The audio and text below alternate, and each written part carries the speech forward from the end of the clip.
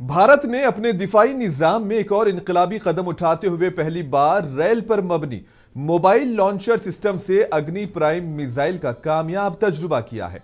इस स्ट्रेटेजिक तजुर्बे को defence research and development organisation यानी कि DRDO ने अंजाम दिया, जिसे न सिर्फ एक टेक्नोलॉजिकल कामयाबी कहा जा रहा है बल्कि खित्ते में ताकत के तवाजुन के लिए भी इंतहाई अहम संगमील तस्वुर किया जा रहा है।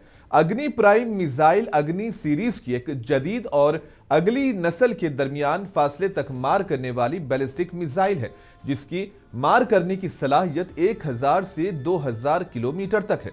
इस तजुर्बे की खास बात यह है कि यह मिसाइल एक खास तौर पर तैयार करदा rail based mobile launcher system से फायर किया गया है। माहिरीन का मानना है कि इस मोबाइल लॉन्चर की बदौलत भारत की स्ट्रेटेजिक फोर्सेस को किसी भी जगह से किसी भी वक्त दुश्मन पर जवाबी वार करने की बेमिसाल सलाहियत हासिल हो जाएगी।